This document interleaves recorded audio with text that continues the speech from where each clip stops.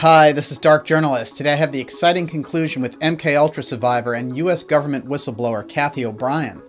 Now, we've gotten an overwhelming response to part one of Cathy's revelations as recounted in her classic book, The Transformation of America. In this special episode, she'll go even deeper. Now, in part one, Cathy helped us to understand how MKUltra mind control was used as a tool by the deep state to conduct and cover up black budget operations. In this special episode, she'll tell us how the CIA's Project Monarch was implemented to control areas of the entertainment industry and drug running operations, and how she was kept in the program by an extreme combination of mental and physical abuse. Are there tools to help identify mind control in modern life? Let's go ask U.S. government whistleblower Cathy O'Brien. It is horrible what I was forced to participate in. I never would have. Mind control was essential. The Dark Journalist Special Report. CIA sex slave whistleblower, Project Monarch exposed. Featuring an in-depth two-part interview with Transformation of America author Cathy O'Brien. Now, let's join Dark Journalist Daniel List. Hello and welcome to the Dark Journalist Special Report on the CIA's Project Monarch with MKUltra survivor Cathy O'Brien.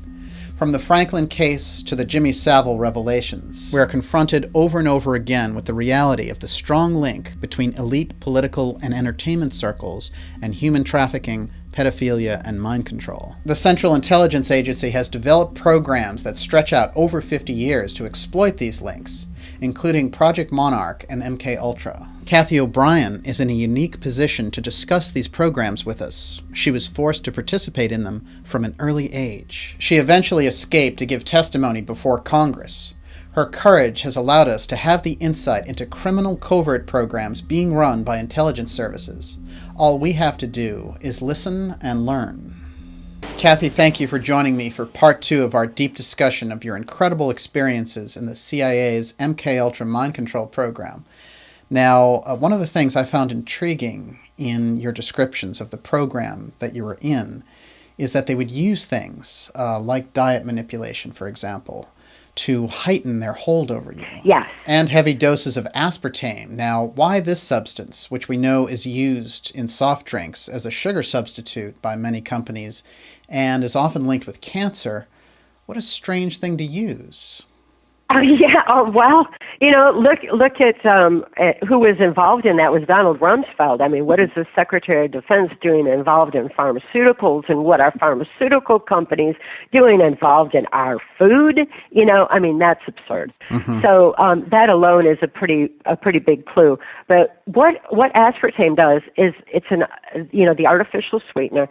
It decreases critical analysis, and it makes a person more compliant and easily led.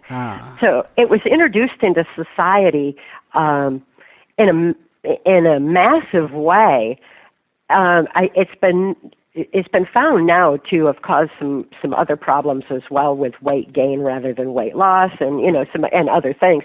But the detriment it has been on our critical analysis. And anytime we see where a pharmaceutical company is messing with our food, we better take a good hard look at what that is and make some wise choices for ourselves about what we're putting into our bodies, because it was a deliberate effort by this criminal faction in control of the U.S. government all these years that was deliberately dumbing down America through our food.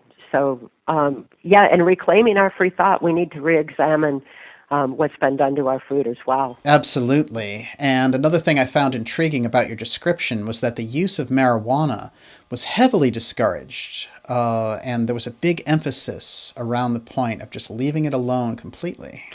Oh, my goodness. Yes, absolutely.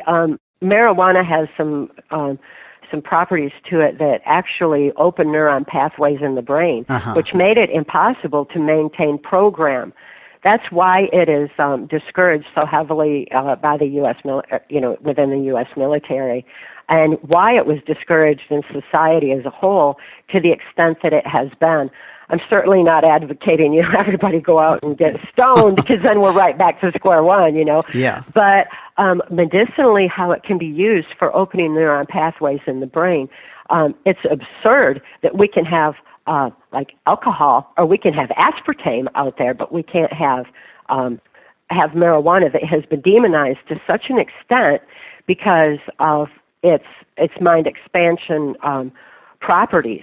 It can actually be used. It's been proven repeatedly, and it came out several years ago too. And this is referenced too in PTSD Time to Heal, how it can be used medicinally for helping overcome PTSD and to help someone peacefully readjust to society, as well as begin accessing their repressed memory in order to reclaim full control over their mind and life. We need to re-examine what we think about marijuana and the medical cannabis and see what studies can be done to refine it to a more medicinal, perfected level for helping people deal with not only trauma, but physical ailments as well. So, it was strictly forbidden. It was really the only drug that was strictly forbidden. Cocaine use was just prevalent everywhere, thanks to Clinton Coke lines, which is referred to in all of our books, where they were so heavily involved in bringing cocaine into this country, because it's kind of the opposite end of the stick of what medical marijuana could do. But anyway, those drugs were available everywhere around Washington, D.C. in copious quantities. But definitely the medical cannabis issue needs to be re-examined. I found it fascinating that marijuana broke up the mind control programming. Yes. I think that's very interesting and explains probably why they kept it under wraps for so long and kept it. Yeah, no question. So why it's been demonized to the extent that it has, because it's hard to even socially engineer people through the controlled media when they're thinking beyond what they're being told. And ultimately, that's the key. Anytime we think beyond what we're told, anytime we have mind expansion beyond what we're being led to believe, we're exercising our brain in some areas that will keep us stronger in maintaining our own free thought. And as I mentioned before, it's such a crucial issue because without free thought, there's no free will, and without free will, there's no soul expression. Right. And to me, the strength of the human spirit, the essence, the physical essence of our being, the energy of our being, needs expression through our brains and bodies. It's like what we're here for. Yes. So we need our free thought in order to exercise our soul expression through our free will, and to be able to stand up for human values, to ensure that our children aren't being sold out into these well-established pedophile rings. Yeah. My gosh, I was born in 1957, and I was thrust into government-level pedophilia when I was a very young child through my grandfather's Blue Masonic Lodge. That's what led me into the child pornography and into MK Ultra to begin with. So this is nothing new, what we're finally hearing about today. This is long ingrained, and we have got to realize how and why it was established so that we can stop our children from being abused and free them, so that we can protect them again, so we can protect our whole society and reestablish some values, reestablish our own inner peace, because that's where world peace begins, is within. And we've got to have our inner peace in order to have world peace. So it's essential for our own life's purpose to have free thought. Right. The things that I was forced to participate in under MK Ultra mind control are against every fiber of my being to have participated in bringing cocaine into the country, to the extent that I was forced to do. Mm-hmm. The other criminal activities that government was so heavily in, that this criminal faction of our government was heavily involved in, to have had to work under Bill Bennett and usher in this global education common core that has debilitated the free thought of our children is everything that I am against. To have not been able to protect my own daughter from the abuses that she was subjected to is the most traumatic thing that I experienced and made me more easily led. It was worse than any torture, any physical torture that I endured. It is horrible what I was forced to participate in. I never would have.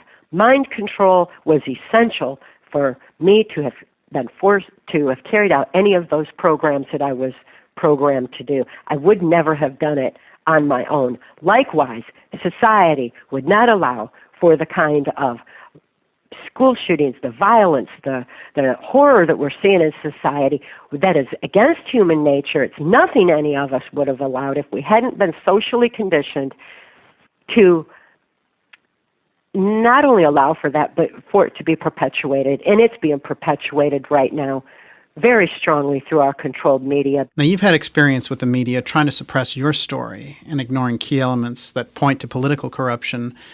They were, in essence, largely exposed during the election in a way we've never seen before. And their grip on people's minds has slipped considerably, although they still remain very dangerous and can inflict a lot of damage. How do you see them after witnessing their, lack of ethics and collusion up close? They are the last breath, the last hold of the globalization effort. They have been in power for decades, and they are not going to go down without one major fight, and they are fighting with everything they've got. So, and the fight is out in the open now, which is fascinating and a very different dynamic. I think we get a better look at them when they're forced into the open. There's no hiding out at Bilderberg, and the private jet service to Davos can't conceal their objectives now. And this is a question I have for you, which is, how shocked do you think the average American would be if they knew the extent and the widespread cultivation of MKUltra mind control programs like the one you were forced into and escaped from, if they knew just how prevalent they are in our society? When Mark and I first began speaking out 25 years ago, mind control was not even a word anybody understood. True. PTSD was a long way from being recognized as a disorder. When what Mark saw, on the inside as an intelligence insider, as high level as he was such an outrage to him that when he rescued me and handed me the keys to my own mind and life, that was the first step towards exposing mind control. That was the very first step. When we began speaking out, the reason I think so many others who are healing now and are reclaiming their minds and lives don't come forward is because when people do wake up to the reality of it, they'd rather they wake up grouchy and they would rather not believe it, and they're not very kind. Mm-hmm. And they haven't been kind over the years, but that hasn't stopped us. We didn't expect them to be. This is harsh information, and really, who wants to believe that mind control exists? Who wants to believe that it is so prevalent in our society and its sliding scale has reached into the education system? It permeates the entertainment industries. It's in sports, and it definitely is ingrained in our military. So it's a harsh reality for people to wake up to, and by its very nature, they didn't know it exists. Right. So the wake up is not easy. And I think we're seeing people become more fearful and panicked as they're starting to realize it.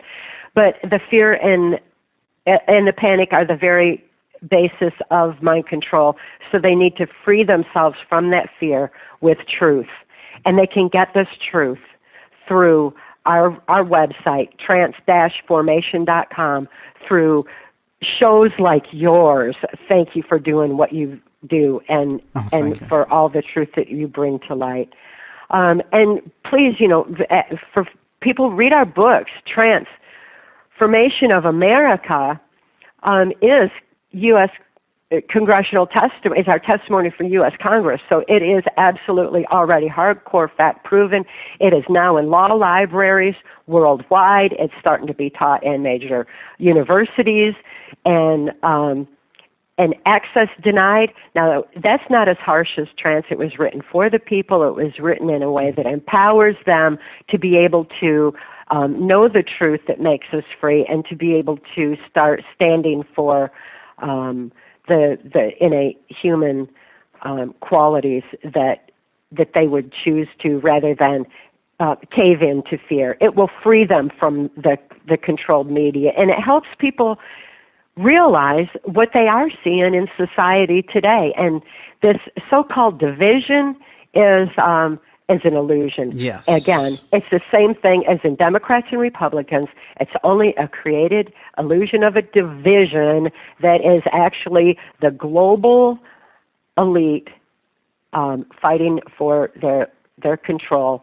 And they've already lost that control. It's evidenced by the fact that truth has come to the light to the degree that it has, and that people are waking up en masse, and that we've got a huge political change that's going on in our world now. They're panicking. There's no question they're panicking. Well, they just need to know truth, and this is the time to, where I wish that we already had more than a whistle to blow, but we're just going to keep tweeting it out there to, keep it as we can. And in the meantime, we're just relying on people to take this information and share it with each other and help us get the word out there. It is truth that makes us free. Absolutely. And with some of the time we have left, I'd like us to touch on some amazing facts that you've brought forward concerning the CIA's program, Project Monarch, and some of the real targeting of younger people through the entertainment industry. Now, you've recounted some incredible experiences around drug running in the country western music world, social engineering in entertainment circles that's actually planned out by intelligence groups. And one of the early examples that you cited were the Osmonds. Yes. Mm-hmm. Interesting. And of course, the Osmonds are Mormon. And although I know there's great practicing Mormons out there, there is a real history in the Mormon Church of CIA infiltration in its deeper circles. Now, can you tell me about these Mormon, CIA, and entertainment connections? Yes. This goes back to George Romney, actually. George Romney was Mormon, and he was taking, as governor of Michigan, he was taking what the Catholics had learned about the effects of trauma on the human mind through the Crusades and the Spanish Inquisition, mm-hmm. and he was combining it with what the CIA had learned through what the Nazi and fascist scientists brought into the United States in Project Paperclip that Hitler had used on the people in Germany. And taking all that information and rolling it into a much more powerful form of mind control. And that was being used in the Mormon Church. The Mormon Church at that time wasn't as widely known, and it was like the Osmonds were being used as the Pied Pipers for bringing people into the Mormon Church and bringing attention to the church itself through the music phenomena that they were. I mean, what children can sing to that and dance like that would only be mind-controlled children. I see. And they were part of the same MK Ultra project that I was, and the Jacksons were a part of that too at the same time frame. Michael Jackson had just come out then, and when mind control is weaved into that equation, we begin to see, oh, that's what the deal was with Michael Jackson. That's what, why this was being used in music. Add to that harmonics, which is a technological form of mind control that actually vibrates the neuron pathways of the brain into a kind of compartmentalization that is I think most easily understood, like when people hear a song and they say, oh, I know where I fell in love to that song, or, this happened. It's associative, yeah. It is, yes, because it's a natural process of the brain with these harmonics. Well, these harmonics were fine-tuned to drive information into the brain. So people need to be very mindful of the lyrics in the music that they listen to, because they're being driven into their subconscious mind. And those subconscious drivers will affect our actions. And so that's essential to understanding. But I think you're bringing up the Osmonds. Just that was a perfect example, and it opens up this whole this whole other aspect that people need to become fully aware of that in order to choose their music and lyrics more carefully, use them to have a positive effect rather than a negative, and that definitely affects all of society. There are different. It's something. Yeah, go ahead. I'm sorry. Oh, that's okay. It's used in commercials through the media too. So people need to be aware of it, and it's an important key. There's different levels of this mind control. It's almost like there's MK Ultra, and then there's kind of electronic MK Ultra. Yes. But what's interesting about that is you've described an early one-on-one relationship, someone who is a director, who's your owner in the project, which is a famous Senator, Robert Byrd. Yes. And so this is a method that they use, too, where you're put into the ownership as someone who will be, basically a slave to that person under mind control. Yes. Senator Byrd became my owner in the project. I had met him at the governor's mansion and on Mackinac Island. And as my owner, he directed my activities throughout my MK Ultra victimization. He decided which military or NASA installations I would be taken to for mind control programming, who I would be prostituted to on a White House Pentagon level, which black budget covert operations I would be used in, such as the Clintons' Mena, Arkansas cocaine operations. He was a strong mentor to both the Clintons and a strong tie into that. So yes, as my owner, he directed my activities. Was it, looking back, is it almost surreal to see these characters in political history, like Cheney, like Byrd, like Hillary Clinton? You've known them in this kind of deep, dark sense of them controlling you being among those that they used to manipulate in a number of ways. Is it strange to kind of see these people out there, like Hillary running for president last year? How did you feel when all this was going on? Just counting on people to wake up. I've seen the movement that people were waking up en masse. I've seen it happening over the last 25 years that Mark and I have been out here, and it has reached a point where positive change should happen.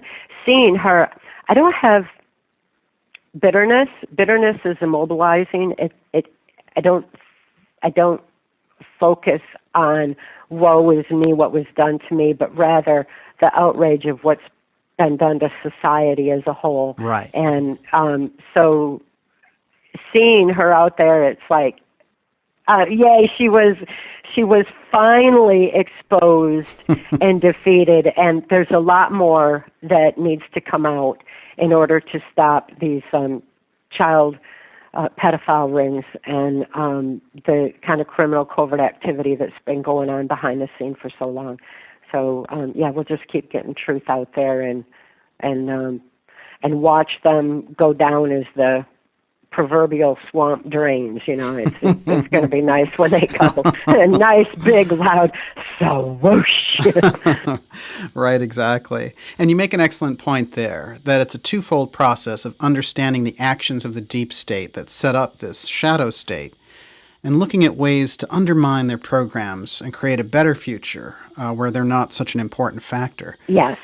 So it's a double-edged sword there. Just fascinating. And I find that your big picture analysis, Cathy, is very well informed. And I know that at times this process of being a whistleblower can touch you very personally. So I want to ask you here about the status of your daughter and how things worked out in that whole situation. It did not work out so well because of all the years that she experienced and what happened to her in the corrupt and ignorant justice and mental health system. She was freed from that system as is detailed in Access Denied for reasons of national security, and now she is living as an adult on her own, and I respect her privacy as an adult, and I figure, any story from that point is hers, and I'm just pleased that we were able to make as much difference in the system through her situation, and that she is free of that system now. Oh, it's a fantastic effort that you made on her behalf. And you mentioned your dad is still alive. Did you have the opportunity to confront him finally? No, I wouldn't do that. There's no need to. I mean, he knows what he is. I know what he is. And confronting him it could have been disastrous. When my father sold me into the project, he was flown to Boston, Massachusetts, where he was taught how to manipulate the subconscious mind through neurolinguistic programming. Right. And that was at the time that cardinal law was such a huge part of the Catholics' involvement in the MKUltra mind control effort. When the Catholic child abuse scandal was exposed and cardinal law was exposed, that went right back into my own childhood victimization and the onset of it that only grew throughout the years with the Catholic abuses only grew throughout the years with mind control's advancements.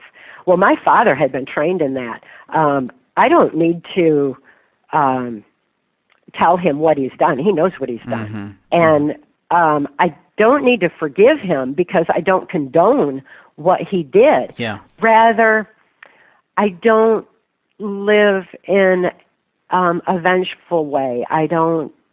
He took enough of my life. Definitely. I don't have to, I don't have any hatred or bitterness. There's no point to that. I will just keep exposing mind control and the effects of trauma on the human mind. He is still free for so-called reasons of national security. National security is still covering up his crimes just like they are the Clintons and everybody else's. That National Security Act needs to be examined and either revoked and or rewritten or something that actually that protects the security of the nation without protecting the secrets of the criminal few that have been in control. It should not be protecting crime like it has and allow for people like my father to still be free. Absolutely. And everyone watching this and hearing you talk about it really understands the kind of courage it's taken for you to live through the horror of the MKUltra and Monarch programs. But to also expose it after the fact is such a powerful action, and we all appreciate the kind of spiritual warfare that you've had to engage in to get this story out. Cathy, it's just great having you with us. And before we let you go, I wondered if you could tell me about an unusual incident that took place while you were in the program with a well-known senator who claimed he was going to show you a UFO and that the government had reverse engineered this technology. And, his comments about time travel and ETs were strange and a very unusual conversation. Now, I was wondering if you recall that incident today. Oh, for sure. Yeah, and I know he was a pretty shady character, but it's a very intriguing conversation. Oh yeah, J. Bennett Johnston. He was a senator, and and I really did. I thought it was an alien craft when I first saw a stealth. The triangular shape, especially back in the 70s. Oh yeah. That was totally unknown. And superstition begins where knowledge leaves off. Right. And when people don't have a knowledge base, then they're more apt to gravitate towards superstition and say, oh, it's demons, it's aliens, Sure. or something like that. When, in fact, it was technological advancement. Right. But he used an unusual way of giving you this information and kind of manipulating you with it. This is something that you've also experienced with other officials, like the Reagan-Bush Education Secretary Bill Bennett, when he used these light and visual methods to implant the idea that, he was some kind of interdimensional traveler. Again, he's playing with a kind of alien theme there, and I can see how they were manipulating you with this idea, that they were omnipresent and inescapable. But in Johnston's case, he was actually showing you something that was very secret. Absolutely, it was secret. And I think,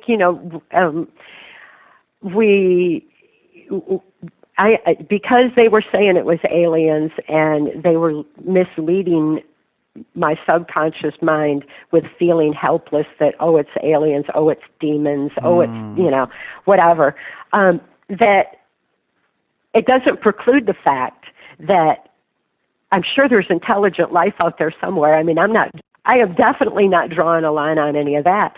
And I don't doubt from my own experiences and what I have seen and conversations that I have overheard and photographically remember that there isn't even technology that has been reverse engineered and taken. So, we may, for all I know, that could have been alien technology. That, but it's ours. It's here. It's within our realm to affect, and Right. And it was covered up under a blanket of national security, and it was built. It's still built by human hands, even if that was the case with that particular bit of technology. It's an interesting thing to examine and realize that, where any influences might be, and for people just to say, okay, what is really in the best interest of the evolution of humanity technologically, so that we don't end up with technologies that can create an artificial intelligence and that's anti-human. And create itself, and go on. So, we need to be mindful of those things. And I think that once people realize that superstition begins where knowledge leaves off, and they learn to expand their thinking as they're shown in PTSD Time to Heal, that they'll be able to examine things with a more critical eye and make some more logical decisions on where we go as a human race. I definitely agree. And your new book you mentioned there is PTSD Time to Heal, and it's available on Amazon.com. This is an important workbook that can be so useful. Now, where else can we find it? I think other than that, anybody would be able to just search on eBay for PTSD Time to Heal by Cathy O'Brien, and they'll find it. And we should mention that it's available at your fantastic new website, which looks great. I'm so excited. and that is trance, TRANCE-formation.com. Okay. So I'm excited for that. That's a great name for both the book and the website. Now, my last question for you, Cathy, is if there is someone out there who's in one of these programs, and I know there are different levels there, like you said, it's a sliding scale with mind control, what kind of advice would you have for them? They wouldn't understand advice. They wouldn't have the capacity to grasp it. I see. So while they're in that state, they can't be reached with just advice. If someone had come up to me while I was under mind control and said I was under mind control, I would have no ability to consciously grasp that reality to have done anything about it. So it takes people knowing and understanding the components of mind control, the fact that it is a sliding scale, that it has been used on our military, to be able to look at loved ones and see, oh, what degree has that manipulation taken hold? And then through PTSD Time to Heal, it shows how people can help those that they love to be able to begin the journey back to reclaiming control over their own mind and life. So it's definitely a possibility, but it would take love. And how fortunate for me that Mark Phillips had eyes to see, ears to hear, and soul to know mind control, what it looked like, and see it in me, and to be able to free me from it and hand me the codes, keys, and triggers to my own brain so that I could heal. That is something that he did for me that is in PTSD Time to Heal that people can utilize as well for helping those that they love and helping free them. Cathy, it's been great having you here. Thank you so much for sharing these deeply traumatic and insightful experiences in a way that really helps us understand mind control and the covert programs that are designed to manipulate the public. And I know I've learned a great deal, and you've really made such a positive impact with the work that you and Mark have done, sharing your experiences. And it's just a real honor to have you here with us. Thank you very much. I really appreciate this opportunity to bring truth to light. Thank you for all that you do. Thank you, and it's great to speak with you. You too. Okay, I hope we get to talk again soon. Me too. Thank you so much. Have a great day over there. You too. Bye. Thank you for joining me for this fascinating episode on CIA mind control, MKUltra, and Project Monarch. You can find more deep interviews, special reports, and documentaries at www.darkjournalist.com.